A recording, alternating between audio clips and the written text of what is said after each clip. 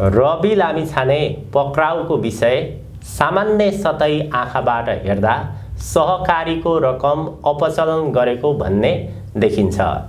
तर यसको अलिकति गहिरो पाटो घटनाहरूलाई केलाएर हेर्ने हो भने यससँग धेरै विषयहरू जोडिएका छन्। यसभन्दा अगाडि एमाले, माओवादी र रासोपाको सरकार थियो। केपी शर्मा ओली र पुष्पकमल दाहालले रवि लामिछानेको बचाउ गर्दै आइरहेका थिए। त्यतिबेला आर्जु राणा पक्राउ पर्ने चर्चा चलिरहेको थियो। तर अहिले रवि लामिछाने त्यस्तो समयमा पक्राउ परेका छन्। केपी शर्मा ओली प्रधानमन्त्री छन्, आर्जु निकट रमेश लेखक गृहमन्त्री छन्। दशैं अगाडि नै दुर्गा प्रसाई पक्राउ परेका बेला रवि लामिछानेलाई पक्राउ गर्ने तयारी गरिएको थियो, तर तत्कालको निमित्त रोकिएको थियो। रवि लामिछाने पक्राउको विषय राष्ट्रिय रूपमा के कड़ीहरू जोडिएका छन्, अन्तर्राष्ट्रिय रूपमा के विषयहरू जोडिएका छन्। यो घटना अब वारपारको चरणमा जान्छ अथवा अबको परिस्थिति के हुन्छ? आज म यी विषयहरूको अलिकति मिहिन ढङ्गबाट कुराकानी गर्दैछु।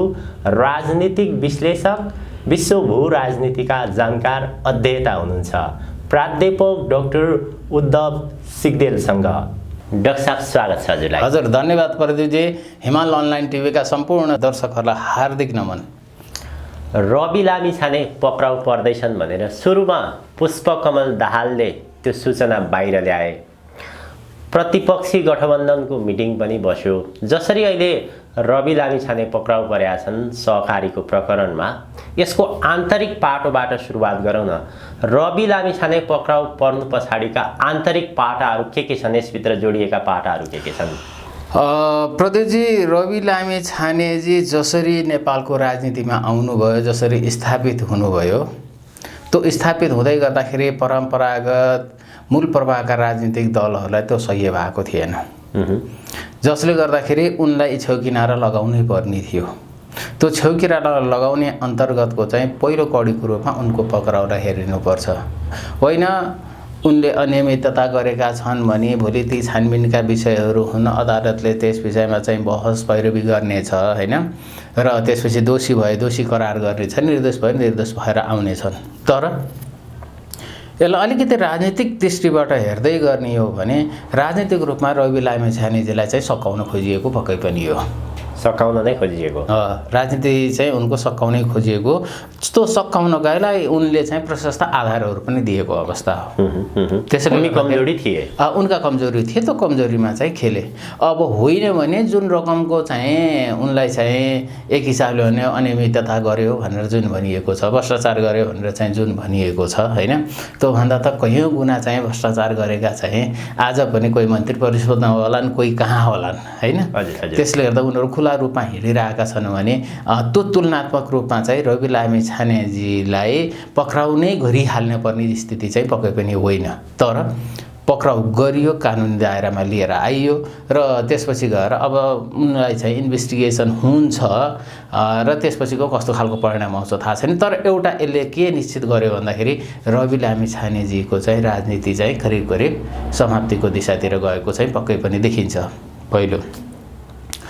दोस्रो, नेपालको राजनीतिमा चाहिँ जुन विचार बोकेर रविजीहरू आए, विचार त छैन, नभए पनि यही संविधानलाई मान्छु, यही चाहिँ धर्मनिरपेक्षतालाई मान्छु, होइन, यही चाहिँ वेस्टर्न भ्यालु सिस्टमको डेमोक्रेसीलाई चाहिँ म चाहिँ संस्थागत गर्छु भनेर चाहिँ जसरी आए, यिनी चाहिँ परम्परागत राजनीतिक दलको विकल्प होइन कि त्यसैको निरन्तरतामा चाहिँ यिनी आइरहेका थिए कि अब परम्परागत राजनीतिक दलमा पुरानो नेतृत्वले चाहिँ छोडेन र आम नेपालीमा निराशा भएको बिचमा चाहिँ त्यो निराशालाई चाहिँ क्यास गर्दै रवि लामिछानेजीहरूले त्यसलाई रिप्लेस गर्ने चाहिँ प्रयत्नहरू गरिरहेका थिए।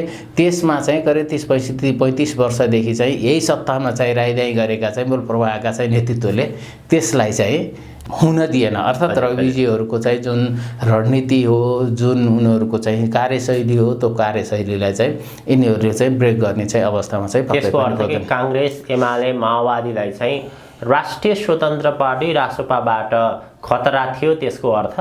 यदि यही विधि प्रक्रिया यही संवैधानिक व्यवस्था अगाडि जाने हो भने उनीहरूलाई चाहिँ करिब करिब चाहिँ सत्ताबाट रिप्लेस गर्ने चाहिँ एउटा तागतको रूपमा चाहिँ राष्ट्रिय स्वतन्त्र पार्टी आइरहेको थियो र त्यो त खतरा त पक्कै पनि भयो नि त। किनभने निरन्तर रूपमा चाहिँ आज 3 दशक 4 दशकदेखि निरन्तर रूपमा नेपालको राजनीतिमा एक खाले पहुँच र प्रभाव जमाएका राजनीतिक दलहरूका लागि रवि लामिछाने चाहिँ सत्ताका दृष्टिकोणबाट चाहिँ खतरा चाहिँ पक्कै पनि भएका थिए। त्यसले गर्दाखेरि उनलाई छेउकिनार लगाउनु पर्ने यिनीहरूको बाध्यात्मक स्थिति थियो आफ्नो राजनीतिक भविष्य जोगाउनु। र त्यति मात्रै नभएर चाहिँ रवि लामिछानेजी र चाहिँ पुष्पकमल दाहालको नेतृत्वमा चाहिँ उप प्रधानमन्त्री एवं गृहमन्त्री भए त्यसपछि यिनले केही सकारात्मक कामहरू पक्कै पनि गरेका थिए।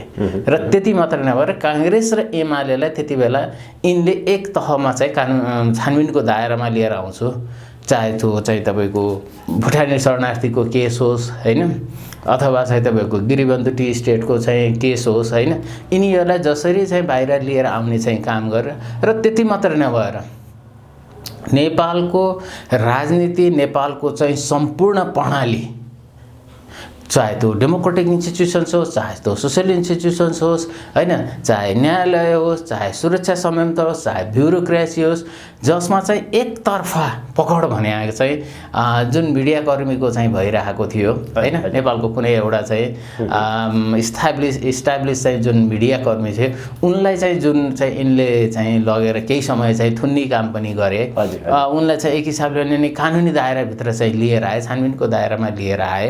त्यो लिएर आउँदै गर्दाखेरिमा चाहिँ नेपालको चाहिँ जुन एउटा राज्य सत्ता सञ्चालनसँग अत्यन्त नजिक भएको र साँच्चै भन्दा अध्यक्ष रूपमा चाहिँ राज्य सत्ता सञ्चालन गर्ने चाहिँ जुन गिरोह हो त्यो गिरोहसँग चाहिँ रवि लामिछानेको पनि एक खालको द्वन्द्वात्मक स्थिति रह्यो, जसले गर्दाखेरि त्यो गिरोह पनि लाग्यो, परम्परागत राजनीतिक दलहरू पनि लागे। र त्यति मात्रै नभएर चाहिँ अन्तर्राष्ट्रिय चाहिँ जुन समुदाय छ जो नेपालको चाहिँ राजनीतिमा प्रत्यक्ष परोक्ष रूपमा चाहिँ हात हालिरहेको छ उसलाई पनि कुनै न कुनै रूपमा रवि लामिछानेलाई किनारा लाउनु पर्ने चाहिँ स्थिति आएको थियो। किन भन्दाखेरि नेपालको राजनीतिमा चाहिँ जुन अमेरिकन एम्पायरको चाहिँ प्रभुत्व छ त्यो एम्पायरले नेपालमा डेमोक्रेटिक फोर्सेसहरू एक ठाउँमा बस्दाखेरि बेटर हुन्छ भनेर भनिरहेको अवस्थामा रवि लामिछानेजीले जुन वाम चाहिँ गठबन्धन हो होइन, पहिला बनेका सरकारहरू पुष्पकमल दाहाल प्रचण्डजीको नेतृत्वमा बनेको जुन एमाले माओवादीको चाहिँ जुन सरकार हो त्यसमा चाहिँ रविजी टाँसिँदै गर्दाखेरिमा चाहिँ जुन त्यो अन्तर्राष्ट्रिय समुदायले चाहिँ रविजीहरूलाई चाहिँ जुन डेमोक्रेटिक कित्तामा चाहिँ उभ्याउनको लागि प्रयत्न गरिरहेको थिए, रविजी त्यसबाट बाहिर जाँदाखेरि पनि त्यो शक्ति पनि कहीँ न कतै चाहिँ रविजीलाई चाहिँ छेउकिनारा लगाउनको लागि चाहिँ त्यो पनि क्रियाशील भएको चाहिँ पक्कै पनि देखिन्छ। त्यसले गर्दाखेरि मूल रूपमा यहाँनिर स्वार्थ मिल्यो, तीनवटा शक्तिहरूको स्वार्थ मिल्यो। एक नेपालका चाहिँ जुन व्यापारी बिचौलिया जुन घराना छ एउटा त्यो, अर्को चाहिँ मूल प्रवाहका चाहिँ राजनीतिक नेतृत्व र त्यसपछि गएर चाहिँ यो व्यवस्था यो प्रणालीलाई चाहिँ नेपालमा संस्थागत गर्नको लागि जुन हिजो निर्माणको क्रमदेखि आजसम्म इम्प्लिमेन्टेसनको क्रममा निरन्तर रूपमा चाहिँ कार्य गरिरहेको छ त्यो शक्ति पनि सँगसँगै लाग्दाखेरि चाहिँ रविजी यसरी चाहिँ भित्र जानुपर्ने चाहिँ स्थितिमा चाहिँ पक्कै पनि पुगेका हुन्। केपी ओली, रवि लामिछाने, पुष्पकमल दाहाल भनौँ हिजो सरकारमा सँगै थिए। अझ केपी ओली र रवि लामिछाने त अझ निकट जस्तो देखिन्छ। त्यो रासपा पार्टी निर्माणदेखिको क्रमदेखि हामीले हेर्दाखेरि रवि लामिछानेको पछाडि केपी ओली छन् भन्ने त्यस्तो देखिन्थ्यो। तर परिस्थिति यस्तो आयो अहिले प्रधानमन्त्री केपी शर्मा ओली नै छन्, उनैको पालामा चाहिँ रवि लामिछानेलाई गिरफ्तारी गरियो। केपी शर्मा ओलीले स्वयं उनले आँट गरेका हुन् कि त्यसको पछाडि अरू शक्तिले दबाब दिएको छ अथवा कसरी हेर्ने यसलाई? केपी ओलीजीको भित्री इच्छा त रविजीलाई पक्कै पनि थुन्ने थिएन होला। हामीले राजनीतिलाई अलिकति गहिरो रूपमा चाहिँ बुझ्नुपर्ने हुन्छ। केपीजीको चाहिँ किन पनि थिएन होला भन्दाखेरि नेकपा एमालेको प्रतिस्पर्धी भनेको नेपाली काङ्ग्रेस नै हो।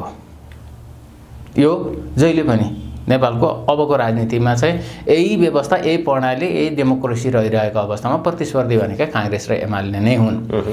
र आफ्नो प्रतिस्पर्धीको वैकल्पिक राजनीतिक दलको रूपमा चाहिँ केपी रवि लामिछानेहरू आउँदै गर्दाखेरिमा त नेकपा एमालेलाई त फाइदै थियो त रविजीलाई थुनेर काङ्ग्रेसको भोट ब्याङ्क नै चाहिँ रविजीले हो नि त म्याक्सिमल भइजाने भनेको भनेपछि त एमालेलाई त फाइदै हुन्थ्यो नि त। त्यसमा भित्री रूपमा चाहिँ प्रधानमन्त्रीको पक्कै पनि चाहिँ रविजीलाई थुन्ने चाहना पनि थिएन होला। तर नेपाली काङ्ग्रेसले त रवि लामेछानेजीलाई चाहिँ अनुसन्धानको दायरामा लिएर आउनुपर्छ, पक्राउ गरेर अनुसन्धानको दायराभित्र लिएर आउनुपर्छ भने त नेपाली काङ्ग्रेसको त आफ्नो बटम लाइन नै थियो। त्यसले गर्दाखेरि मलाई लाग्छ प्रधानमन्त्रीलाई नेपाली काङ्ग्रेसले दबाब दिएकै हुनुपर्छ। त्यो कुरा चाहिँ जुन रवि लामिछानेजीले जुन वक्तव्य दिए त्यो वक्तव्यमा पनि त्यो कुराहरू स्पष्ट रूपमा आएको छ कि चाहिँ ओलीजीले कुर्सी जगाउन लागि काङ्ग्रेसको दबाबलाई थ्याक्न नसकेर मलाई थुनेको हो भनेर चाहिँ जुन उनले भनेका छन् आंशिक सत्यता चाहिँ पक्कै पनि त्यसमा छ। किनभने जसरी चाहिँ गगन थापाजीहरू लगायत नेपाली काङ्ग्रेसको चाहिँ जुन एउटा लेयरै चाहिँ जसरी चाहिँ रविजीको विरुद्धमा हैन रवि चाहिँ उपप्रधानमन्त्री भइसकेपछि चाहिँ पछिल्लो पटक जसरी चाहिँ खनिएका थिए त्यसबाट चाहिँ स्पष्टै हुन्थ्यो कि रविजीलाई नेपाली काङ्ग्रेसले छोड्नेवाला थिएनन् र प्रधानमन्त्री नेपाली काङ्ग्रेसको दबाबमा र आफ्नो सत्ता चाहिँ जुन सहर हो त्यसलाई चाहिँ निरन्तर रूपमा लिएर जानको लागि काङ्ग्रेसले भनेको कुरा नमान्ने अवस्थामा हुनुहुन्थ्यो र आफू जति नै अनपपुलर भए पनि अहिले सत्तामा चाहिँ रहिरहने जुन ओलीजीको रणनीति हो त्यो रणनीति अन्तर्गत चाहिँ ओलीजीले चाहिँ काङ्ग्रेसकै दबाबमा रविजीलाई चाहिँ पक्कै पनि चाहिँ समातेको हुनुपर्छ भन्ने कुरामा चाहिँ त्यति धेरै दुविधा नहोला। अब रविजीलाई चाहिँ यो सहकारीको प्रकरणमा यो मुद्दा छिनोफान नै गर्छ कि अथवा यसलाई फेरि अड्काइरहने काम हुन्छ। अबको परिस्थिति त मैले के भन्नु भने रवि लामिछानेलाई चाहिँ राजनीतिबाट नै किनारा लगाइदिने, किनारा नै लगाइन्छ कि अथवा यहाँभित्र पनि एउटा खेल त्यो बाँकी नै रहन्छ। रवि लामिछानेलाई मुद्दाको रूपमा त्यहाँ अल्झाइरहने, अड्काइरहने, त्यसपछि त्यहाँभित्र अरू चलखेल गर्ने कस्तो रहला यहाँ? होइन, मूल रूपमा त रविजीलाई यहाँलाई मैले सुरुमा पनि निवेदन गरेँ तीनवटा शक्तिले चाहिँ रविजीलाई हटाउनै खोजेको थियो। तीनवटा शक्तिले रविलाई हटायो। एक नेपालको व्यापारी बिचौलिया लगायतका जो जति घरानाहरू छन् तीनटा यही भित्रको आन्तरिक शक्ति, दुईटा राजनीतिक नेतृत्व, परम्परागत राजनीतिक नेतृत्व र ती दलहरू र त्यसपछि गएर बाह्य शक्तिमा चाहिँ जुन शक्तिले चाहिँ रविजीहरूलाई उठाएर यहाँसम्म लिएर आयो। अब यसरी पनि भन्नुपर्ने हुन्छ तीनवटै शक्ति चाहिँ रविजीको पक्षमा रहेनन्। तर त्यो पार्टी रहन्छ कि रहँदैन त्यो महत्त्वपूर्ण कुरा हो। किनभने त्यो पार्टी रहन्छ। रविजीलाई अब चुनाव लड्ने स्थितिमा चाहिँ यिनीहरूले पुग्न दिँदैनन्। चुनाव पनि उनी चुनाव लड्न अब पाउँदैनन्। किनभने छानबिन अनुसन्धानको त प्रक्रिया चलिरहेको हुन्छ। अदालतले अथवा न्यायालयले निर्णय पनि गरिसकेको अवस्था हुँदैन र बिचमा चाहिँ चुनावको स्थिति आउँछ। चुनावको स्थिति आउँदै गर्दाखेरिमा चाहिँ उनी चुनाव लड्न पाउने स्थितिमा रहँदैनन्। किनभने यतातिर मुद्दा चलिरहेको अवस्थामा चाहिँ चुनाव लड्ने भन्ने कुराहरू हुँदैनन्। त्यसपछि उनलाई अब सम्भवतः चाहिँ लामो समय नराख्लान् हैन, उनलाई धरोहरमा छुट्याएर पनि लिएर आएर चाहिँ राख्न सक्छन्, अर्को केस पनि लगाउन सक्छन्। किनभने उनले प्रशस्त चाहिँ पृष्ठभूमिहरू दिएका छन् हैन। भोलि चाहिँ तपाईँको पासपोर्टको केसहरू पनि आउन सक्छ हैन। पासपोर्टको केस आइसकेपछि त्यो अझ लामो चल्न सक्छ। त्यसले गर्दाखेरि उनी अब मुद्दा मामिला नै खेप्ने र लामो समय मुद्दा मामिलामा यिनी जाँदै गर्दाखेरिमा चाहिँ यतापट्टि राष्ट्रिय स्वतन्त्र पार्टीमा चाहिँ नेतृत्व परिवर्तनको चर्को दबाब आउँछ। त्यो अहिले देखिएको पनि छ। अब रवि लामिछाने पक्राउ परिसकेपछि अब त्यो पार्टीको नेतृत्व कसले गर्ने, अध्यक्ष को बन्ने भन्ने चर्चा आइसक्यो। त्यो चर्चा आइसकेको पनि छ र त्यो व्यापक रूपमा त्यो चर्चा पनि आउँदैछ र त्यहाँनिर चाहिँ जुन चाहिँ वेस्टर्न हेजोमनी हो, अमेरिकन एम्पायर हो, उसले कसलाई त्यहाँनिर प्लान्टेसन गर्न खोजेको छ। त्यो प्लान्टेसन गर्ने व्यक्ति चाहिँ त्यहाँनिर आउने हो र त्योलाई नै भोलि डेमोक्रेटिक फोर्सेसको यो एउटा दृष्टिकोण मात्र है, डेमोक्रेटिक फोर्सेसको मूल प्रवाहको राजनीतिक दल बनाउने एउटा ध्येयका साथ चाहिँ त्यहाँनिर चाहिँ खेलखण्डहरू सुरु हुन्छन्। त्यसमा अब स्वर्णिमा आगलागी जस्तो विश्वासपात्र चाहिँ अरू नहुन सक्छन् हैन, स्वर्णिमा आगले नै हुन सक्छन्। र त्यति मात्र नभएर त्यो राष्ट्रिय स्वतन्त्र पार्टीको नेतृत्वमा भएका जति पनि चाहिँ पात्रहरू देखिन्छ त्यो सबै चाहिँ वेस्टर्न स्कुलिङबाट आएका छन्, वेस्टर्न ओरिएन्टेसनबाट आएका छन्। त्यसमा चाहिँ जोसुकैलाई लिएर आउँदा पनि त्यति फरक पर्ने अवस्था चाहिँ छैन। आउने भनेको चाहिँ वेस्टर्नहरूकै भ्यालु सिस्टमलाई बोकेर नेपालमा त्यसलाई स्थापित गर्नको लागि अब यो शक्ति हो। किनभने परम्परागत शक्तिहरू एकदम बदनाम भइसके। एक हिसाबले भन्ने हो भने अहिले रविजीलाई चाहिँ जुन पक्राउ गरेर चाहिँ अनुसन्धानमा लिएर आइएको छ, यसले गर्दाखेरि चाहिँ त एक हिसाबले सामाजिक सञ्जालदेखि लिएर चाहिँ आम मनोविज्ञान नै चाहिँ कस्तो खालको चाहिँ बन्दै गइरहेको छ भनेर भन्दाखेरि चाहिँ केही गर्छु भनेर आएको मान्छेलाई चाहिँ यी चाहिँ परम्परागत चाहिँ राजनीतिक दलका चाहिँ नेता भ्रष्टाचारीहरूले चाहिँ थुनेर चाहिँ कारबाहीको प्रक्रियामा लिएर गए भन्ने खालको चाहिँ आम मनोविज्ञान बनिरहेको छ। जसले गर्दाखेरि ओलीजी आज प्राइम मिनिस्टर हुनुहुन्छ, उहाँलाई चाहिँ सबभन्दा बेसी चाहिँ क्षति हुँदैछ यो घटनाले। किनभने उहाँको राजनीतिमा चाहिँ यति ठुलो स्खलन आउँदैछ कि चाहिँ जसले गर्दाखेरि चाहिँ ओलीजीले भोलि यसलाई चाहिँ थ्याक्न सक्ने अवस्थामा चाहिँ नपुग्न पनि सक्छ। जस्तो केही समय अगाडि अब भन्न चाहिँ त प्रष्ट रूपमा चाहिँ के भनिन्छ भनेर भन्दाखेरि चाहिँ ओलीजीले चाहिँ जुन मेनबहादुर गुरुङको हैन जग्गाको चाहिँ लेनदेन पार्टीको कार्यालय बनाउने लेनदेनदेखि लिएर चाहिँ जुन खालको निकटता र जुन खालको सम्बन्धहरू आएका छन् र यसले जसरी ओलीजीलाई चाहिँ बदनाम गराइरहेको थियो त्यसलाई चाहिँ कम्तीमा पनि चाहिँ ध्यान अन्यत्रतिर केन्द्रित गर्नको लागि पनि रवि लामिछानेजी पक्राउ गरिएको छ भनेपछि अब एउटा आरोप त उहाँलाई त्यो माथि त लागेकै छ, त्यसबाट त उहाँ निस्किन सक्नुहुन्न। र यही समयमा ओलीजीले त्यो एउटा चाहिँ व्यापारिक घरानासँग चाहिँ जुन लेनदेनको चाहिँ स्थिति निर्माण भयो, यो कहीँ कतै चाहिँ ओलीजीलाई चाहिँ फसाउनको लागि गरिएको चाहिँ एउटा खेल हो कि भन्ने चाहिँ देखिएको छ। फसाउनको लागि भनेको कुन हिसाबबाट फस्न सक्छन्? ओलीजी कुन हिसाबले चाहिँ उनी अनपपुलर बनाउन सकिन्छ र नेपालको राजनीतिमा चाहिँ ओलीको चाहिँ जुन रेलिभेन्सी हो त्यो रेलिभेन्सीलाई चाहिँ सकाउन सकिन्छ भन्ने एउटा डिजाइन अन्तर्गत चाहिँ यो एउटा खेल भएको पनि हुनसक्छ। मीनबहादुरजीसँगको चाहिँ यिनीहरूको त्यो जुन पार्टी अफिसको बनाइदिने जुन कुराहरू आएका छन्, यो ओलीजीलाई चाहिँ बदनाम गराउनु र ओलीजीको राजनीति सकाउनको लागि एउटा कडीको रूपमा चाहिँ त्यसलाई बुझिनुपर्ने हुन्छ। र त्यसलाई झाकछोप गर्नलाई चाहिँ रविजीको चाहिँ जुन पक्राउ छ त्यो अर्को चाहिँ कडीको रूपमा हुन्छ। भनेपछि ओलीजी आज दोहोरो तेहेरो जुन एउटा राजनीतिक चाहिँ छवि हो त्यो राजनीतिक छविमाथि नै चाहिँ प्रहार हुँदै गर्दाखेरिमा चाहिँ कहीँ न कतै चाहिँ ओलीजीलाई चाहिँ विस्थापित गर्ने चाहिँ एउटा क्रमको एउटा कडीको रूपमा पनि यसलाई हेर्नुपर्ने हुन्छ। दुई तीनवटा कोणहरू पाटाहरू जोडिएका छन्। एउटा त अब यो डेमोक्रेटिक लाइनको अथवा यो जति पनि पुराना दलहरू छन् ती पुराना दलहरूलाई रासोपा एउटा चुनौतीको विषय, भोलिको दिनमा खतराको विषय बन्न सक्छ। त्यस हिसाबले चाहिँ कांग्रेस र एमाले अहिलेको लागि मिलेर रवि लामिछानेलाई सकाउने प्रकरणमा लागे। अर्को फेरि ओलीजीलाई नै कांग्रेसबाटै माओवादी लगायतका अरू दलहरूले फेरि ओलीजीको राजनीतिक त्यताबाट पनि सिद्ध्याउँदैछन्। फेरि रविजीलाई पक्राउ गरेर बालेनलाई उचालेर अथवा चाहिँ यो भाटभटेती मीनबहादुरको जग्गा प्रकरण यहाँबाट फेरि ओलीजीलाई पनि सिद्ध्याउने काम गरिरहेछ। मोरलेस ओलीजीलाई सकाउनको लागि नै यी घटनाक्रमहरू घटिरहेका छन् भनेर चाहिँ हामीले बुझ्दाखेरि चाहिँ अतिशक्ति नहोला। किन भन्दाखेरि ओलीजीलाई साँच्चै भन्दाखेरि नेपालको आन्तरिक राजनीतिक शक्तिहरूले पनि लामो समय सत्तामा चाहिँ कायम रहिरहेको देख्न चाहँदैनन्। किनभने ओलीजीको एउटा स्वभाव नै के छ भनेर भन्दाखेरि चाहिँ उहाँले सरल र सहज रूपमा भन्दा पनि चाहिँ बढी उटपट्याङका चाहिँ कामहरू गर्ने, उटपट्याङ बोल्ने हैन, एउटा चाहिँ स्टेटमेन्टसिप भन्दा धेरै पर पुग्ने जुन उहाँको चाहिँ स्वभाव छ त्यसले चाहिँ बेला बेलामा चाहिँ सबैलाई चाहिँ तर्साउने कामहरू पनि गरिरहेको छ। र मूल रूपमा चाहिँ ओलीजीलाई जसरी यसभन्दा अगाडि अदालतबाट चाहिँ फालियो त्यसबाट चाहिँ स्पष्टै छ कि ओलीजी आज अन्तर्राष्ट्रिय राजनीतिका चाहिँ दृष्टिकोणबाट न घर न घाटको, न उहाँ दक्षिणको समर्थन प्राप्त गर्न सक्नुहुन्छ, न उहाँले पश्चिमको समर्थन प्राप्त गर्न सक्नुहुन्छ, न उहाँले उत्तरको समर्थन प्राप्त गर्न सक्नुहुन्छ। त्यसले गर्दाखेरि अन्तर्राष्ट्रिय रूपमा नेपालमा जुन प्रभाव पार्ने शक्तिहरू छन् ती शक्तिहरूको निमित्त ओलीजी चाहिँ चाहिएको पात्र होइन। त्यसले गर्दाखेरि उनीहरूलाई पनि ओलीजीलाई किनार लगाउँदै गर्दाखेरिमा चाहिँ उनीहरू पनि नेपालमा चाहिँ स्पेस पाइन्छ कि भनेर उनीहरू खेल्नु पनि स्वाभाविक नै हो।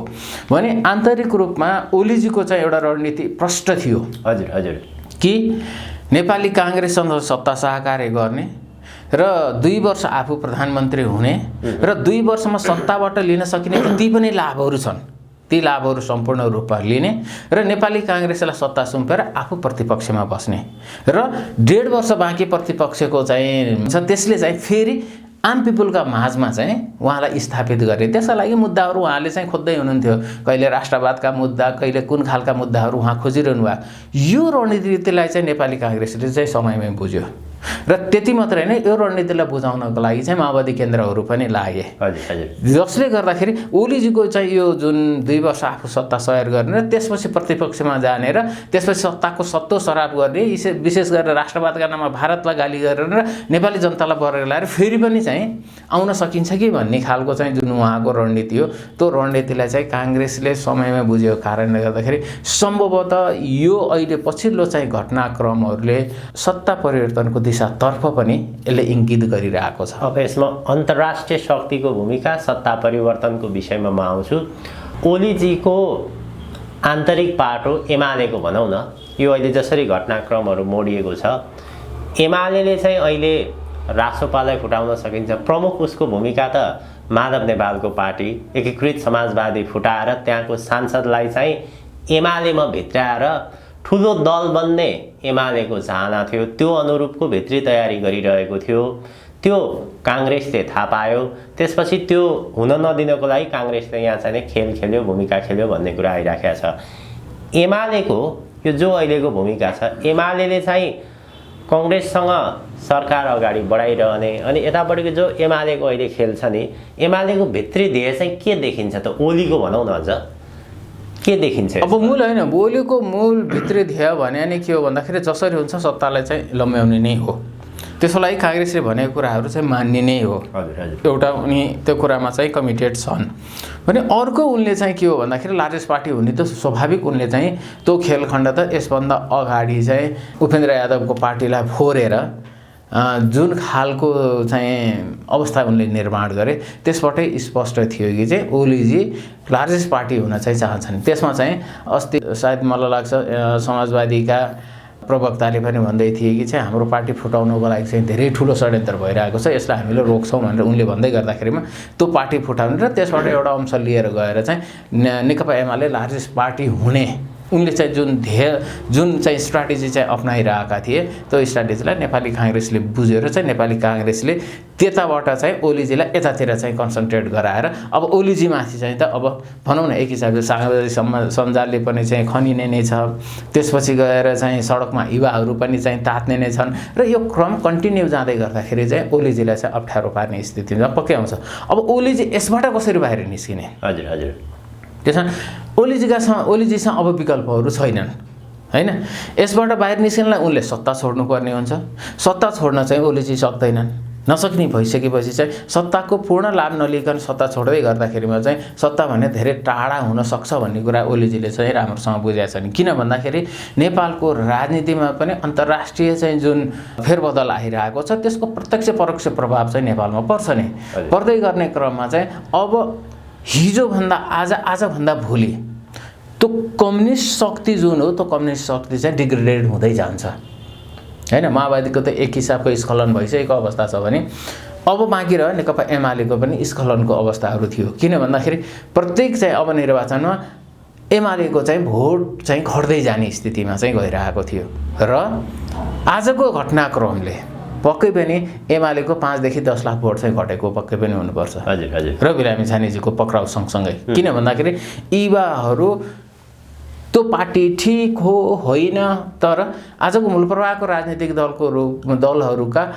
एउटा वैकल्पिक रूपमा चाहिँ आउँदैछ है भनेर चाहिँ जुन एउटा न्यारेटिभ चाहिँ इस्टाब्लिस भएको छ पिपुलहरूमा हैन, त्यो कारणले गर्दाखेरि पनि ओलीजीलाई चाहिँ थप सङ्कटतिर चाहिँ लिएर जाँदै गरेको अवस्थाहरू पक्कै पनि छ। र त्यति मात्रै नभएर अब ओलीजीलाई विस्थापित गर्नको लागि सम्भवतः माओवादी तयार छ, राष्ट्रिय प्रजातन्त्र पार्टी तयार छ, राष्ट्रिय स्वतन्त्र पार्टी त हुने नै भयो गर्दाखेरि अब चाहिँ तपाईँको डेमोक्रेटिक चाहिँ फोर्सेसहरूको मात्रै एउटा सरकार बन्ने परिस्थिति पनि अब निर्माण भएको छ। त्यसले गर्दाखेरि अब डेमोक्रेटिक फोर्सेसको काङ्ग्रेसले नेतृत्व गरेर चाहिँ एउटा सरकार निर्माण गर्ने चाहिँ परिस्थिति चाहिँ निर्माण हुने क्रम चाहिँ यो रविजीको पक्राउपछि चाहिँ सँगसँगै देखिएको पनि छ। किनभने हिजो काङ्ग्रेसले रविजीलाई चाहिँ प्रधानमन्त्री अफर गरेको त हो त। हजुर हजुर। त्यो कुरा एकदम आधिकारिक रूपमै बाहिर आइसकेको अवस्था हो। भन्दाखेरि हिजो रवि लामिछानेले त्यो प्रधानमन्त्रीलाई ठोक्राउँदै गर्दाखेरि र कम्युनिस्टको एलायन्समा जाँदै गर्दाखेरिमा चाहिँ जुन सजाय रविजीले आज पाइरहेका छन् नि, त्यसले गर्दाखेरि अब राष्ट्रिय स्वतन्त्र पार्टी चाहिँ डेमोक्रेटिक एलायन्समा आउनको लागि अब तयार हुन्छ। यसमा काङ्ग्रेसलाई फाइदा भयो। अब यसमा काङ्ग्रेसलाई फाइदा भयो, एउटा चाहिँ डेमोक्रेटिक एलायन्सलाई नै चाहिँ एक हिसाबले चाहिँ त्यो फाइदा भयो भने तपाईँको डेमोक्रेटिक एलायन्सबाट नै सत्तामा चाहिँ बहुमत पुग्ने स्थिति छ। आजको संसदको अङ्कगणित पनि डेमोक्रेटिक एलायन्सको चाहिँ मेजोरिटी छ भनेपछि माओवादीले बाहिरबाट समर्थन गरेर नेपाली काङ्ग्रेसको नेतृत्वमा डेमोक्रेटिक एलायन्सको एउटा सरकार बनेर नेकपा एमालेलाई प्रतिपक्षमा पुर्याउनको लागि मलाई लाग्छ अब घनीभूत रूपमा चाहिँ त्यहाँनिर अब एक्सर्साइज हुन्छ र त्यो एक्सर्साइज सामान्य भइरहेको पनि थियो। तर अब घनीभूत रूपमा त्यो एक्सर्साइज हुने र सम्भवतः चाहिँ ओलीजीको सत्ता चाहिँ जुन यात्रा हो त्यो बहिर्गमनको दिशातिर जान्छ जस्तो चाहिँ यसले देखाइरहेको छ। यो घटनाक्रमहरू जसरी आए, रवि लामिछाने पक्राउ परे, त्यसको केही दिन अगाडि नै अब यहाँभित्र के हुँदैछ, सरकार अब परिवर्तन हुने सम्भावनाहरू चाहिँ आए भन्ने खालका कुराहरू आइरहेका थिए र त्यही बिचमा यो रवि लामिछानेको घटना पनि अगाडि आयो। अब प्रधानमन्त्री केपी शर्मा ओली काङ्ग्रेस र एमालेको मिलन जुन बिन्दुमा भयो, जुन मध्यरातमा भयो, सुरुबाट नै दक्षिणी शक्ति इन्डियाले केपी शर्मा ओलीलाई रुचाएको थिएन, समर्थन आजको दिनसम्म पनि गरेका छैन।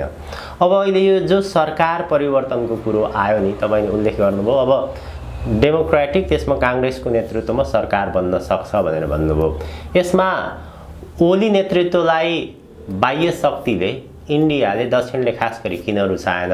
अहिले यो सरकार फेरि परिवर्तन गर्नुपर्ने मुख्य कारण, त्यसको बाध्यता के हो खास? ओलीजीको पछिल्लो समयको चाहिँ स्थापित भएका केही आधारहरू छन्। त्यो चाहे 72 सालको संविधान घोषणा गर्नु पूर्व र घोषणा भइसकेपछि उहाँ प्रधानमन्त्री भएर चाहिँ जुन एउटा राष्ट्रवादी चाहिँ छवि निर्माण गरेर चाहिँ यसभन्दा अगाडिको 3.5 वर्षको सत्ता सहर जुन उहाँले गर्नुभयो नि, त्यो एउटा चाहिँ राष्ट्रवादको नारामा चाहिँ पिपुललाई एकत्रित गरेर उहाँले लिएर आएको मतका आधारमा हुनुभएको थियो। तर उहाँ कति राष्ट्रवादी हो कति अराष्ट्रवादी हो हामीले मूल्याङ्कन नगरौँ, आम पिपुलले नै त्यो मूल्याङ्कन गर्छ। त्यस कारण चाहिँ उहाँको त्यो राष्ट्रवादी चाहिँ छवि कहाँनिर गएर चाहिँ नकाब उत्रियो त भन्दाखेरि चाहिँ रिजल्ट आउँदा नआउँदै फेरि इन्डियन परराष्ट्र मन्त्री नेपाल आएर ओलीजीसँग चाहिँ मिटिङ गरेर, उहाँ प्राइम मिनिस्टर भइसक्नु भएको थिएन, मिटिङ गरिसकेपछि चाहिँ उहाँले चाहिँ त्यो राष्ट्रवाद चाहिँ त्यहीँनिर लगेर चाहिँ बुझाइदिनु भएको थियो, जसका विरुद्धमा उहाँ चुनाव लड्नुभयो। त्यसपछि गएर सडक त्यहीँनिर लगेर बुझाउनु भयो। त्यति मात्र नभएर चाहिँ यति लामो समयदेखि रोकिएको चाहिँ तपाईँको चाहिँ अरुण चाहिँ आयोजना होइन, त्यो पनि चाहिँ एक हिसाबले चाहिँ इन्डियासँग चाहिँ सहकार्य गरेर इन्डियालाई त्यो पनि बुझाउनु भयो होइन। त्यसले गर्दाखेरि ओलीजीको एउटा स्पष्ट दृष्टिकोण आज पनि के छ भन्दाखेरि भारतको विरोध गरेर नै नेपालको राजनीतिमा स्थापित हुन सकिन्छ भन्ने खालको चाहिँ उहाँलाई घर गरिरहेको अवस्था छ र जसले गर्दाखेरि भारतसँगको चाहिँ सम्बन्ध भनेको उहाँसँग जहिले पनि चाहिँ अबको अवस्थामा चाहिँ तनावपूर्ण नै हुनेछन्। किन भन्दाखेरि चाहिँ ओलीजीको पार्टी, उनको विचारधारा भनेको चाहिँ आजको भारतीय जुन संस्थापन छ त्यो संस्थापनभन्दा फरक विचारधाराको हो। हजुर हजुर। त्यो फरक विचारधारा भएकोले चाहिँ आज जसरी चाहिँ नरेन्द्र मोदीलाई, भारतीय प्रधानमन्त्री नरेन्द्र मोदीलाई चाहिँ वेस्टर्नहरूले घेरिरहेका छन्, त्यो घेरिरहेको क्रममा चाहिँ नेपालमा पनि चाहिँ ओलीजीहरू जस्ता चाहिँ त्यसमा सहयोगी भइदिएको छ होइन। जसको कारणले कि इन्डिया त ओलीजीसँग झस्किनु पर्ने त मूल कारण नै के हो भन्दाखेरि चाहिँ नेपालका कारणले भारत पनि डिफेन्सिभ हुँदै जाने, त्यो भएको कारणले गर्दाखेरि ओलीजीसँग चाहिँ उनीहरू सकारात्मक पक्कै पनि छैनन् भने अब बाँकी रह्यो ओलीजीले गरेका हिजोका चाहिँ जे जति चाहिँ कामहरू छन् नि त्यो भारतका लागि पनि चाहिँ र नेपालका लागि दुवै पक्षका लागि चाहिँ त्यति हित हुने खालका चाहिँ कामहरू भएनन्। जस्तो राष्ट्रवादी हुनको लागि उहाँले संसदबाट चाहिँ नक्सा पास त गर्नुभयो र आजसम्म ओलीजीले त्यो जग्गालाई, हाम्रो चाहिँ जुन जमिन हो त्यो जमिनलाई भोग चलनको लागि चाहिँ अहिलेसम्म के काम गर्नुभयो भएन। त्यो नक्सा सहितको चाहिँ कन्टेन्टहरू राखेर तपाईँको चाहिँ टेक्स्ट बुकहरू होइन, पाठ्यक्रममा चाहिँ राखेका चाहिँ किताबहरू पनि छपाई भयो, वितरण गर्न दिइएन। त ओलीजीले रोक्नु भयो हो नि त। त्यसले गर्दाखेरि एउटा ओलीजीमा के देखिन्छ भने सत्ताको लागि राष्ट्रवादी हुने र त्यो राष्ट्रवादी मात्रै हुने कि त्यो जुन जमिन हो त्यो भोग चलनको लागि केही पनि नगर्ने। एक हिसाबले भने स्टन्टबाजी चाहिँ राष्ट्रवादको रूपमा चाहिँ उहाँले जुन प्रयासहरू गर्नुभयो त्यसबाट चाहिँ वास्तवमा चाहिँ इन्डियनहरू पनि ओलीजीसँगको चाहिँ एक तहसम्ममा चाहिँ राजनीतिक कन्फ्रन्टेसनमा चाहिँ गएको अवस्थाहरू हो। र इन्डियनहरूको चाहिँ सबैभन्दा ठुलो समस्या के हो त भनेर भन्दाखेरि चाहिँ आजको इन्डियन संस्थापनको नेपालमा पार्टनर छैन। काङ्ग्रेस पनि होइन, एमाले पनि होइन, माओवादी पनि होइन, राष्ट्रिय प्रजातन्त्र पार्टी पनि होइन र यी नयाँ आएका चाहिँ जुन पार्टीहरू छन् यी पार्टी त हुँदै होइनन्। इन्डिया 18 पर्यो। एक्ज्याक्टली। इन्डियाको आजको संस्थापनको नेपालमा सहयोगी हैन भातृत्ववाला संस्थाहरू नै छैनन्, राजनीतिक दल नै छैनन्, जसले गर्दाखेरि चाहिँ उसले आफ्ना चाहिँ जति राजनीतिक दल मार्फत चाहिँ आफ्ना चाहिँ स्वार्थहरूलाई सिद्ध गर्नुपर्ने हो सो त्यो सिद्ध नगर्दै गर्दाखेरिमा चाहिँ एक हिसाबले हेर्नु मूल रहेका राजनीतिक दलहरूसँग नै चाहिँ उस खालको एक लेभलको चाहिँ कन्फ्रन्टेसन पक्कै पनि देखिन्छ, जसले गर्दाखेरि चाहिँ त्यसको चाहिँ बेनिफिट ओलीजीलाई चाहिँ भइरहेको अवस्थाहरू थियो। तर पछिल्लो समयमा चाहिँ नेपाली काङ्ग्रेस भित्रै हैन, त्यसपछि नेकपा एमाले भित्रै पनि होइन इन्डियासँग कन्फ्रन्टेसन होइन, इन्डियासँग एक तहमा चाहिँ मिलेरै जानुपर्ने हुन्छ। इन्डियाको संस्थापन पनि तेस्रो पटक प्राइम मिनिस्टर भइसके, त्यसले गर्दा उसलाई इग्नोर गरेर चाहिँ हाम्रो राजनीति चाहिँ यहाँ एक्जिस्ट हुन सक्दैन भन्ने कुरा ती पार्टीहरूमा आन्तरिक बहस र छलफल पनि भइरहेका पक्कै पनि छ, जसले गर्दाखेरि चाहिँ अबको दिनमा चाहिँ ओलीजी एक तहमा आउनुभयो, राइज हुनुभयो, त्यसपछि उहाँको चाहिँ डाउनफलको यो जुन क्रम चलिरहेको छ यो तपाईँको चाहिँ इन्डियन वेस्टर्न लगायत चाहिँ इभन चाइनिजहरू पनि चाहिँ ओलीजीको चाहिँ बहिर्गमनलाई चाहिँ सहज रूपमा चाहिँ हेर्ने परिस्थितिमा चाहिँ देखिन्छन्। त्यसकारण चाहिँ ओलीजीको चाहिँ अबको राजनीति भनेको चाहिँ अझ एकचोटि चाहिँ उहाँ अगाडि बढ्नुहुन्छ।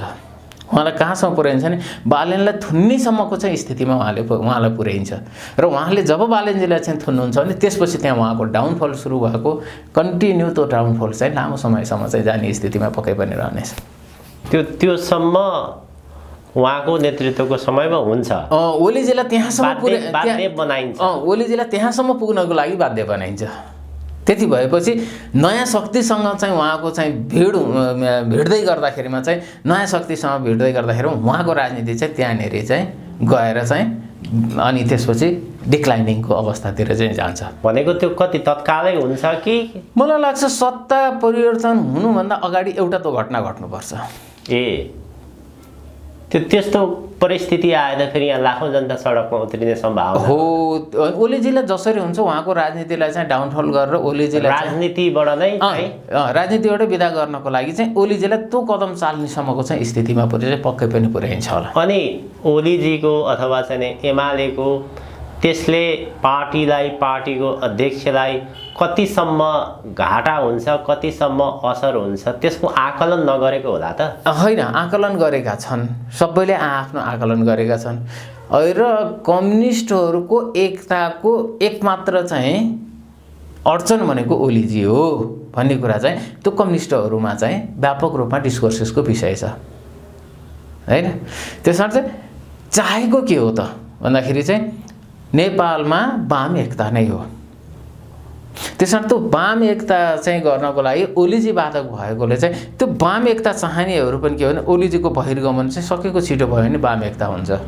भनेपछि यसमा वामपन्थी दलहरूमा यसमा माधव कुमार नेपालहरू पनि, माधव कुमार नेपाल, पुष्पकमल दाहाल प्रचण्ड लगायतका जति पनि वामपन्थी दलहरू छन् उनीहरू चाहिँ कम्तीमा पनि अब नयाँ शक्ति र इभन नेपाली काङ्ग्रेससँग प्रतिस्पर्धा गर्नको लागि चाहिँ कम्युनिस्ट एकता भनेको चाहिँ अपरिहार्य छ। त्यसर्थ त्यो कम्युनिस्ट एकताको लागि चाहिँ ओली बाधक भएकोले चाहिँ ओलीको चाहिँ राजनीतिक जति छिटो चाहिँ स्खलन हुन्छ त्यति नै छिटो चाहिँ वाम एकता हुने र नेपालको राजनीतिमा वाम र डेमोक्रेट दुईवटा शक्तिहरूको बिचमा प्रतिस्पर्धा हुने भन्ने कुराहरू चाहिँ उनीहरूले चाहिँ अनुमान लगाएर बसिरहेको अवस्था हो। त्यसर्थ चाहिँ त्यो ओलीजीलाई त्यसका लागि भने चाहिँ ओलीजीलाई सत्ताबाट चाहिँ बहिर्गमन गर्नको लागि चाहे त्यो आन्तरिक चाहिँ पार्टीको रूपमा होस् चाहे अन्तर चाहिँ कम्युनिस्ट पार्टीहरूको रूपमा चाहिँ त्यो घनीभूत रूपमा चाहिँ एक लेभलको चाहिँ छलफल र बहसहरू भइरहेका छन्। त्यो भएको कारणले ओलीजीलाई अझ एक स्टेप अगाडिसम्म पुर्याइन्छ र त्यसपछि त्यहाँ डाउनफलतिर लिएर जाइन्छ। किनभने यी दुईवटा घटनाले त ओलीजीको छविमा त निकै नै कालो धब्बा नै लागिसकेको अवस्था छ। एक मिनबहादुरजीसँगको चाहिँ जुन एग्रिमेन्ट हो, दोस्रो चाहिँ रवि लामिछानेलाई चाहिँ यो पक्राउ पर्ने चाहिँ जुन कुरा अब बालेनसम्म चाहिँ पुग्दै गर्दाखेरिमा चाहिँ ओलीजीको राजनीति चाहिँ टोटल चाहिँ डाउनफलमा चाहिँ जाने स्थिति पक्कै पनि देखिन्छ। सत्ता परिवर्तन पनि त्यति बेलै हुन्छ सरकार सम्भवतः असाध्यै अनपपुलर भइसकेपछि काङ्ग्रेस पनि बाध्य भएर चाहिँ तपाईँको अनपपुलारिटी धेरै भयो, त्यस कारण चाहिँ अब हामी तपाईँलाई समर्थन दिन सक्दैनौँ भनेर चाहिँ काङ्ग्रेसको समर्थन झिकेको दिन त सत्ता त गइहाल्यो नि। त्यसपछि फेरि माओवादी र कङ्ग्रेस मिल्ने भयो त्यहाँ। माओवादीलाई तत्कालै चाहिँ मिल्ने परिस्थिति चाहिँ रहँदैन, डेमोक्रेटिक फोर्सेसलाई नै मिलाउने परिस्थिति हुन्छ। काङ्ग्रेसले आज सत्ता चाहिँ समर्थन झिकिदियो भने 35 दिनभित्रमा चाहिँ ओलीजीले चाहिँ लिनुपर्ने हुन्छ, विश्वासको मत लिनुपर्ने हुन्छ। सो ओलीजीले पनि चाहिँ कम्युनिस्टहरूलाई चाहिँ तोडफोड पार्ने, जुन कम्युनिस्ट पार्टीहरू छन् त्यसलाई तोडफोड पारेर चाहिँ आफू लार्जेस्ट पार्टी हुने अथवा चाहिँ कुनै न कुनै रूपमा फेरि राष्ट्रिय प्रजातन्त्र पार्टी लगायतलाई लिने प्रयत्न पनि उहाँले गर्न सक्नुहुन्छ। तर चाहिँ के भने त्यो ढिलो भइसकेको अवस्था हुन्छ, किनभने डेमोक्रेटिक फोर्सेसहरूलाई एक ठाउँमा बस्नको लागि चाहिँ निकै नै ठुलो दबाब चाहिँ आज पनि परिरहेको स्थिति छ। त्यस कारण चाहिँ डेमोक्रेटिक फोर्सेसहरू एक ठाउँमा बस्दै गर्दाको अवस्थामा ओलीजीको चाहिँ बहिर्गमन चाहिँ पक्कै पनि चाहिँ त्यति बेला चाहिँ हुन्छ। र माओवादीले चाहिँ के गर्छ भन्दाखेरि चाहिँ उसले आफ्नो राजनीतिक चाहिँ जोगाउनको लागि चाहिँ कम्युनिस्ट एकता गर्दाखेरि चाहिँ राजनीति जोगिन्छ नि त्यो पाटोमा पनि जान सक्छ, होइन काङ्ग्रेसलाई नै चाहिँ तपाईँको बाहिरबाट समर्थन गरेर चाहिँ राजनीतिक स्पेस कायम हुन्छ भने त्यो बाटोमा पनि जान सक्छ। त्यसले गर्दाखेरि माओवादी पनि सकेको छिटो यो सरकारलाई ढाल्न चाहन्छ, अन्तिम ध्येय त त्यही नै हो नि। अब यो सरकार परिवर्तन हुँदाखेरि चाहिँ कङ्ग्रेसको नेतृत्वमा सरकार अगाडि बढ्ने भन्ने सङ्केतहरू आयो। त्यसमा प्रधानमन्त्रीमा त अहिले हामीले हेर्दाखेरि काङ्ग्रेसको नेतृत्वमा भयो भने शेरबहादुर नै हुन सक्ने सम्भावना देखिन्छ। शेरबहादुरजीले अरूलाई छोड्न सक्ने अवस्था पनि देखिँदैन। फेरि शेरबहादुरजी अगाडि बढ्ने हो भने त जनतामा अझ बढी फ्रस्ट्रेसन हुने भएर जाने हो, के हुन्छ अबको परिस्थिति? होइन, त्यहाँ काङ्ग्रेसभित्र पनि त्यो खालको बहस छलफलहरू चलिरहेका छन्। अथवा शेरबहादुरजीले कसैले सार्नुहुन्छ त्यस्तो सम्भावना? पार्टीको चाहिँ जुन शक्ति सन्तुलन छ होइन, त्यो पार्टीको शक्ति सन्तुलनलाई गर्दाखेरिमा चाहिँ एउटा त्यति पुरानो राजनीतिक चाहिँ इतिहास भएको र चाहिँ अन्तर्राष्ट्रिय मामलामा चाहिँ शेरबहादुरजी उभिँदै गर्दाखेरिमा चाहिँ अन्तर्राष्ट्रिय उहाँकै पछि उभिने भएको कारणले गर्दाखेरि चाहिँ अब उहाँ आफै सत्ताको लागि लालायत हुनुहुन्छ अथवा चाहिँ उहाँले चाहिँ पार्टी सत्तामा अथवा चाहिँ राज्य सत्तामा चाहिँ पारिवारिक सदस्यतालाई चाहिँ स्थापित गर्नतिर जानुहुन्छ। त्यसले गर्दाखेरि उहाँको चोइस के हो भन्ने कुरा चाहिँ क्लियरली आइसकेको छैन। तर सम्भवतः मलाई लाग्छ नेपाली काङ्ग्रेसमा र नेपाली काङ्ग्रेसका पार्टी सभापतिले अब आफू चाहिँ प्राइम मिनिस्टर हुनुभन्दा पनि होइन काङ्ग्रेसभित्रैमा चाहिँ एक खालको चाहिँ सहमति गरेर कसैलाई चाहिँ उभ्याउन पनि सक्नुहुन्छ, त्यो एउटा पनि स्पष्ट नै छ। सम्भावित त्यस्तो कोही छ र? होइन, काङ्ग्रेसभित्र त सम्भावितहरू प्रशस्त छन् नि। होइन, उहाँले अगाडि सार्ने, होइन उहाँले अगाडि सार्नको लागि शेखर कोइराला पनि सार्न सक्नुहुन्छ, शशाङ्क कोइरालालाई पनि सार्न सक्नुहुन्छ होइन। त्यति मात्रमा नभएर चाहिँ होइन साह्रै नै त्यस्तो खालको विवादित हुने स्थिति होइन, उहाँ आफै पनि अगाडि सर्न सक्नुहुन्छ। देउबा रहिन्जाल त कोइरालाहरू अगाडि बढ्न सक्ने अवस्था छ। होइन, देउबाले पनि अब त कुनै न कुनै रूपमा कोइरालाहरू बुझाउने दिन त आइसकेको छ नि त, किनभने उहाँ अब करिब 10 वर्ष चाहिँ पार्टी सभापति भइसक्नु भयो, देशको 5 चोटि प्रधानमन्त्री भइसक्नु भयो। अब उहाँले चाहिँ के हो आफूले प्राप्त गर्नुभन्दा पनि चाहिँ उहाँको एउटै ध्येय के भन्दाखेरि परराष्ट्र मन्त्रीलाई कसरी स्थापित गर्न सकिन्छ पार्टीमा, उहाँको ध्येय त त्यतैतिर जान्छ। त्यसले गर्दाखेरि त्यसमा कोइरालाहरू चाहिँ अन्डरस्ट्यान्डिङमा आयो भने चाहिँ त उहाँले कोइरालालाई अगाडि सार्दाखेरि पनि केही फरक परेन नि। अब यसमा अलिकति अन्तर्राष्ट्रिय पाठ हो, अबको नेपालको प्रधानमन्त्री भन्ने सरकारको नेतृत्व गर्ने अन्तर्राष्ट्रिय रूपबाट हेर्दाखेरि नेपालमा इन्डिया र अमेरिका नै देखिन्छ। ती दुईटा शक्ति राष्ट्रहरूको छनौटको पात्र को बन्न सक्छन्? होइन, इन्डियन अमेरिकनहरूको संयुक्त रूपमा चाहिँ हुन सक्दैनन्। संयुक्त हुन सक्दैन। अब संयुक्त हुन सक्दैनन्। किन संयुक्त हुन सक्दैनन् भने जसरी इन्डियालाई आज चाहिँ अमेरिकन एम्पायरको डिप स्टेटले घेरिरहेको छ, त्यो घेर्दै गर्दाखेरिमा चाहिँ उनीहरूको फरक चाहना छ नेपाल मामलामा चाहिँ। जस्तो इन्डियाले आजको संस्थापनले नेपालमा आफ्नो कोही पार्टनर नहुँदै गर्दाखेरिमा चाहिँ काङ्ग्रेसभित्र कुनै आफूले चाहेको कुनै पात्रलाई अगाडि लिएर आउन सकिन्छ कि भनेर उसले त्यो एक लेभलको खेल खेल्न सक्छ। तर त्यो पात्रलाई चाहिँ फेरि अमेरिकनहरूले नमान्ने स्थिति छ। त्यो भएको कारणले गर्दाखेरि अमेरिकनहरू प्रष्ट छ, नेपालको सम्पूर्ण चाहिँ प्रणाली व्यवस्था चाहिँ त्यो हाम्रो हो, सिस्टम हाम्रो हो।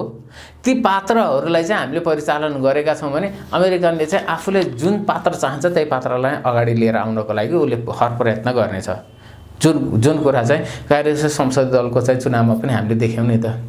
जसरी शेरबहादुर देउवा र गगन थापा चाहिँ प्रतिस्पर्धामा आए, त्यो प्रतिस्पर्धामा आउँदै गर्दाखेरि गगन थापा त्यसै आफै उठ्छु भनेर चाहिँ उठ्या त पक्कै पनि होइन होला नि त। हजुर हजुर, ब्याकिङ त पक्कै पनि छ नि त।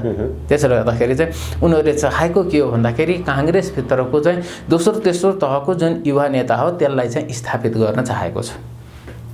अब पुरानाबाट जे जति लिनुपर्ने हो लिइसकेको छ, अब पुरानाको औचित्य सकिएको अवस्था हो भन्ने खालको चाहिँ एक काङ्ग्रेसहरूको बुझाइ छ भने इन्डियनहरूको चाहिँ प्रष्ट रूपमा नेपालमा आफ्नो शक्ति नहुँदै गर्दाखेरिमा पनि र आफ्नो शक्ति नहुँदै र पुरानो भारतीय चाहिँ जुन संस्थापन हो त्यो संस्थापनमा विश्वास गर्ने शक्ति भए तापनि नेपाली काङ्ग्रेसभित्र चाहिँ शेरबहादुर देउवाको विकल्पमा चाहिँ यदि कोइरालाहरू नै चाहिँ त्यहाँनिर चाहिँ आउन सक्ने भयो भने उसँग सहकार्य गर्नको लागि चाहिँ सायद इन्डियनको आजको संस्थापन चाहिँ तयार होला जस्तो चाहिँ लाग्छ। त्यसले गर्दाखेरि दुईटैको इन्ट्रेस्ट फरक फरक छ नेपाल मामलामा चाहिँ।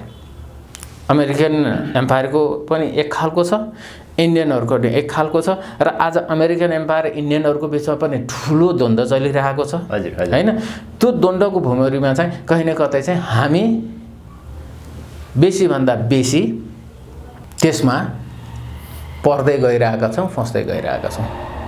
यो अहिले जो एकाएक राजनीतिमा यो प्रकारको परिस्थिति जो देखियो, अब यसलाई कतिपयले चाहिँ यो अहिलेको परिस्थितिलाई कोर्स करेक्सनको बाटोमा जाने हो कि नेपालमा दलहरूको कारणले गर्दाखेरि नेपाल त अस्थिर भयो छिमेकी राष्ट्रलाई पनि यसले अस्थिरतातर्फ लग्यो। विशेष गरी इन्डियालाई यो बिचमा राजाको पनि अलिकति भूमिका र सक्रियता बढेको हुनाले भुटानमा जुन प्रकारको स्वागत सत्कार गर्यो त्योसँग लगेर पनि जोडेर हेरिएको छ यो विषयलाई। त्योसँग कति सम्बन्ध राख्छ कि राख्दैन, त्यो बाटोमा जान सक्ने सम्भावना कोर्स करेक्सनको कति होला, अथवा होइन यो चाहिँ सरकार परिवर्तन मात्र हुन्छ, अमेरिका र इन्डियाको इन्ट्रेस्ट अनुरूप यही व्यवस्थालाई नै अगाडि बढाउँछ। यो अलि जटिल छ। अहिलेको चाहिँ जुन देखिएको बाहिर चाहिँ जुन देखिएको छ नि त्यो देखिएको आधारलाई मात्रैमा हामीले विश्लेषण गऱ्यौँ भने त अपुरो हुनसक्छ। जस्तो राजाको भुटान भ्रमण जुन भयो नि त्यो भुटान भ्रमणले पनि केही कुराहरू चाहिँ सङ्केत गरेको पक्कै पनि छ कि यो व्यवस्था, यो प्रणाली र त्यसपछि गएर चाहिँ यो जुन नेपालको आजको राजनीति छ नि यसले वास्तवमा दुवै छिमेकीहरूलाई कुनै न कुनै रूपमा तर्सित बनाएको छ। त्यो उत्तरी छिमेकी पनि दक्षिणी भारत पनि। र यसबाट बाहिर निस्किनको लागि के हो त, अहिले तात्कालिक विकल्प यो लङ टर्म चाहिँ नहुन सक्छ हैन। तात्कालिक विकल्प के त भन्दाखेरि तात्कालिक विकल्प यो मूल प्रवाहको राजनीतिक दललाई विस्थापित गरेर चाहिँ नयाँ राजनीतिक दल आउनु त्यो विकल्पको रूपमा चाहिँ यिनीहरूले हेरिरहेको छैन, छिमेकीहरू हेरिरहेको छैन। र उनीहरूको विकल्पको रूपमा चाहिँ हिजो संवैधानिक राज संस्था बहुदलीय प्रजातन्त्र हुँदै गर्दाखेरिमा जुन इन्डिया र चीनले चाहिँ आफूलाई सुरक्षित महसुस गरेको थियो नि त्यो स्थितिको पुनर्बहाली हुन सक्छ कि भनेर यो एउटा ट्रायलको रूपमा चाहिँ गरिएको चाहिँ घटनाक्रम पनि हुनसक्छ राजाको भुटान भ्रमण भनेको। किनभने राजाको भुटान भ्रमण इन्डियाको इन्ट्रेस्टभन्दा बाहिर गएर भएको त पक्कै पनि छैन होला। किन भन्दाखेरि भुटानको सुरक्षा र परराष्ट्र नीति भनेको चाहिँ मोरलेस इन्डियाले हेर्छ भनेपछि एउटा इन्डियाको कन्सेन्टले त्यहाँ गएको प्रष्टै बुझिन्छ भने अर्को के हो भन्दाखेरि भुटानसँग चाहिँ नेपालको राज संस्थाको धेरै पहिलादेखिको चाहिँ सम्बन्ध हो। अर्को त्यसले पनि चाहिँ त्यहाँनिर काम गरेको हुनसक्छ भनेपछि तात्कालिक विकल्पमा चाहिँ छिमेकीहरू एकै ठाउँमा बसेर चाहिँ संवैधानिक राज संस्था र बहुदलीय प्रजातन्त्रको चाहिँ पक्षमा जान खोजेको हो कि भन्ने एउटा चाहिँ कोणबाट पनि चाहिँ त्यसलाई व्याख्या र विश्लेषण गर्न सकिने चाहिँ पक्कै पनि छ भने अर्को चाहिँ के हो त भन्दाखेरि यो पृष्ठभूमि निर्माणको क्रम हो। नोभेम्बर 5 मा जब अमेरिकाको चुनाव र त्यसपछिको परिणाम आउँदै गर्दाखेरिमा चाहिँ विश्व व्यवस्था कुन रूपमा कसरी जान्छ भन्ने कुरा धेरै हदसम्म चाहिँ त्यसले तयतोड गर्दैछ। भनेपछि यदि अमेरिकामा कन्जर्भेटिभ अथवा चाहिँ राष्ट्रवादी शक्ति डोनाल्ड ट्रम्पहरू त्यहाँनिर आयो भने सम्भवतः लाग्छ जुन रूपमा चाहिँ आज डेमोक्रेटले अन्तर्राष्ट्रिय रूपमा चाहिँ एउटा युद्धको चाहिँ माहौल खडा गरेका छन्, सायद त्यो युद्धको माहौलबाट चाहिँ ब्याक हुने स्थिति चाहिँ हुनसक्छ होला। त्यो अवस्थामा चाहिँ नेपाल मामलामा उनीहरूको चाहिँ कस्तो खालको चाहिँ दृष्टिकोण हुन्छ, केही चाहिँ नेपाल मामलामा दृष्टिकोण पनि परिवर्तन हुनसक्छ। यदि आफ्नो उपस्थितिलाई चाहिँ बरकरार अमेरिकाले राखेर यदि नेपालमा संवैधानिक राज संस्था र बहुदलीय प्रजातन्त्र हुन्छ भने पनि उसलाई कुनै आपत्ति नहुन सक्ने स्थिति पनि निर्माण हुनसक्छ।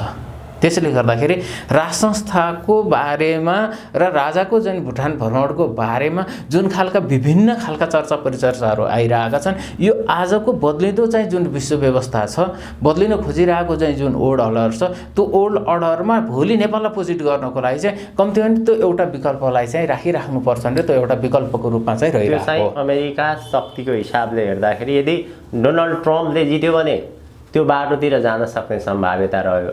तर अब कमला ह्यारिस बाइडेन पक्षले जित्यो भने त, डेमोक्रेटले जित्यो भने त त्यो सम्भावना रहेन। फेरि कमला ह्यारिस र तपाईँको बाइडेनले चाहिँ जितेको अवस्थामा चाहिँ त्यो टोटल्ली त्यो पाटो चाहिँ निमिट्याउने हुन्छ भन्ने चाहिँ हुँदैन। भोलि परिस्थिति कस्तो हुनसक्छ भनेर भन्दाखेरि यदि साँच्चै नै भारत र चीन एक ठाउँमा बस्ने परिस्थिति आयो भने त वेस्टर्नहरू त त्यसै पनि ब्लक हुन्छ नि त। नेपालको राजनीतिमा तपाईँले के कुरा चाहिँ बुझिदिनुपर्छ भन्दाखेरि चाहिँ 62-63 पछि चाहिँ हामीले विशेष गरेर चाहिँ सम्पूर्ण चाहिँ निर्णय गर्ने अधिकारहरू विदेशीलाई दिएका छौँ। त्यसमा पनि मूल रूपमा चाहिँ इन्डो वेस्टर्नलाई नै हामीले दिएको अवस्थाहरू हो। तर हामीले के बुझ्नुपर्छ भन्दा नेपालको राजनीतिमा अब इन्डो वेस्टको मात्रै पहुँच र प्रभाव चाहिँ नरहन सक्छ। चीनले पनि त्यति नै दस्तक दिइरहेको छ भनेपछि रसियाले पनि नबुझिने किसिमले नेपालमा खेलिरहेको स्थिति छ। त्यो भएको कारणले गर्दाखेरि हामीले के भन्छौँ भने तीनवटा शक्ति आज एक ठाउँमा राखौँ, रुस चीन एकातिर राखिदिउँ, भारत अर्को राखौँ, अमेरिका अर्को राखौँ। यदि रुस चीन भारत एक ठाउँमा बसिदियो भने अमेरिका नेपालबाट चाहिँ स्विप हुन्छ, नेपालबाट बाहिरिनु पर्ने स्थिति आउँछ।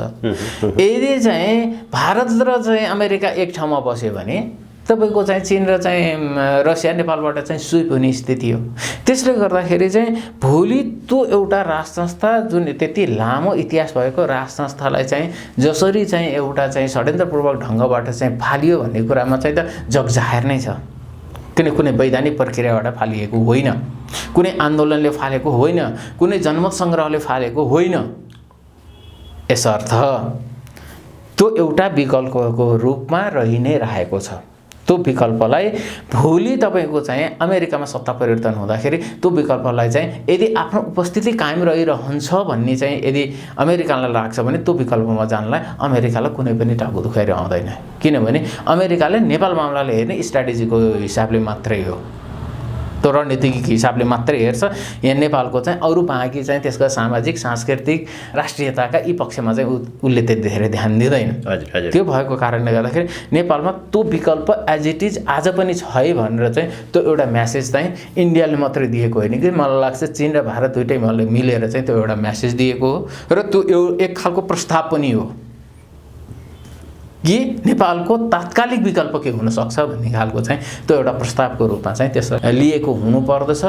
र यसबाट चाहिँ नेपालको चाहिँ जुन कोर्स करेक्सनको कुराहरू जुन गरिएको छ, सम्भवतः चाहिँ कोर्स करेक्सनको बाटोमा नेपाल जानुको विकल्प पनि छैन। कस्तो खालको कोर्स करेक्सन त्यसमा बहस छलफल बाँकी नै छन्, अझैसम्म त्यो प्रश्न भइसकेका छैनन्, बहस छलफल बाँकी नै छन्। तर कोर्स करेक्सनको बाटोमा जानुपर्ने चाहिँ बाध्यता, किनभने यो लादिएको व्यवस्थाबाट चाहिँ सम्भव छैन। त्यसको एउटा सङ्केतको रूपमा जसरी रवि लामिछाने पक्राउ गरियो, एमाले मिनबहादुरसँग जोडियो र जसरी अहिले परिस्थितिहरू निर्माण हुँदै गइरहेका छन्, अब आन्दोलनको तयारी पनि भइराखेको छ यो बिचमा, यसले गर्दाखेरि अब यथास्थितिमा चाहिँ अगाडि जान सक्दैन। यो परिवर्तनको एउटा सङ्केतहरूको रूपमा अगाडि बढ्यो भनेर हामीले आकलन गर्दा अब फरक पर्दैन। अहिले चाहिँ के हो भन्दाखेरि चाहिँ जस्तो केही समय अगाडि ओलीजी सत्तामा पनि हुनुहुन्न थियो, उहाँ प्रतिपक्षमा पनि होइन, माओवादीको सरकारलाई उहाँले माओवादी नेतृत्वको सरकारले समर्थन गर्नुभएको थियो र त्यति बेला एकाएक ओलीजी चाहिँ राज संस्थाप्रति, नेपालको सनातन धर्मप्रति जुन आक्रामक रूपमा प्रस्तुत भइरहनु भएको थियो नि। र आज चाहिँ इन्डियन लगायत चाइनिजहरूले प्रष्ट रूपमा के बुझेको छ भन्दा नेपालको राजनीतिको कोर्स करेक्सनमा यदि सबैभन्दा कोही बाधक हो नेकपा एमाले र त्यसका अध्यक्ष केपी शर्मा ओली हुन् भनेर चाहिँ बुझाइ छ। त्यसले गर्दाखेरि ओलीजीलाई डाउनफल गर्नको लागि चाहिँ त क्रमिक रूपमा चाहिँ कदमहरू अब चाल्दै जान्छ। जस्तो उहाँले जसरी चाहिँ दुर्गाप्रसादले पक्राउ गर्नुभयो नि, पक्राउ गर्दाखेरि एक खालको चाहिँ छवि त उहाँमाथि त लाग्यो नि त, होइन? दुर्गाप्रसाद पछि लगत्तै फेरि तपाईँको चाहिँ रविजीको केस, त्यसपछि लगत्तै फेरि अर्को केस पनि हुनसक्छ।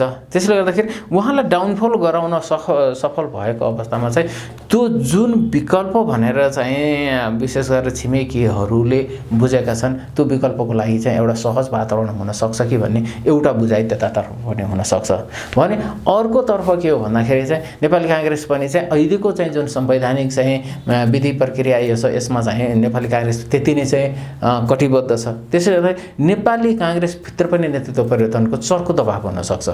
त्यसले गर्दाखेरि त्यहाँ नेतृत्व परिवर्तन हुने र यतातिर वैकल्पिक व्यवस्थाको चाहिँ स्थिति निर्माण हुने, नेकपा एमालेमा चाहिँ ओलीजीहरूको सट्टामा चाहिँ भोलि एक हिसाबले भन्ने हो भने चाहिँ जुन बाहिर चाहिँ चर्चा परिचर्चा गरिएको त्यो त कति यथार्थ हुनसक्छ सक्दैन, होइन? पूर्व राष्ट्रपतिजीलाई चाहिँ लिएर आउने, होइन, भनेर चाहिँ जुन भनिएको छ त्यो भने नि के हो त भन्दाखेरि चाहिँ मरहरूले चाहिँ राष्ट्रवादी शक्तिहरूलाई चाहिँ एक ठाउँमा चाहिँ लिएर आएर चाहिँ अगाडि जाने एउटा विकल्पको रूपमा चाहिँ त्यहाँनिर त्यो पनि हुनसक्ने स्थिति रहन सक्छ। त्यसले गर्दाखेरि यी के हुन् भन्दाखेरि त्यत्तिकै भुटानका राजाले बोलाएर नेपालका राजा गएका होइनन्, त्यहाँभित्र रणनीति नै छ, होइन? र राज संस्थाको पनि चाहिँ आफ्नो स्पष्ट चाहिँ दृष्टिकोण छ।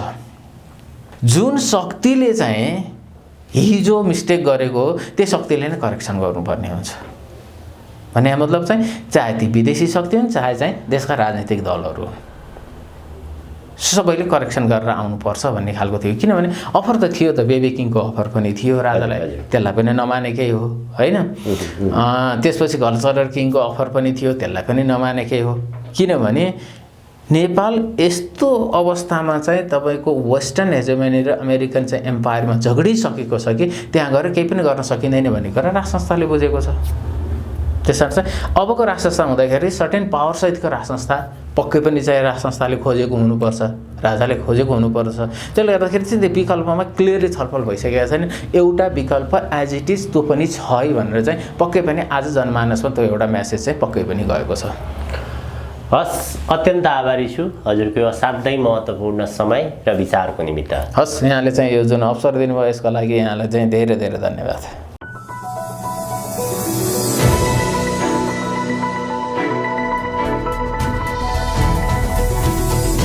हिमाल अनलाइन टिभी।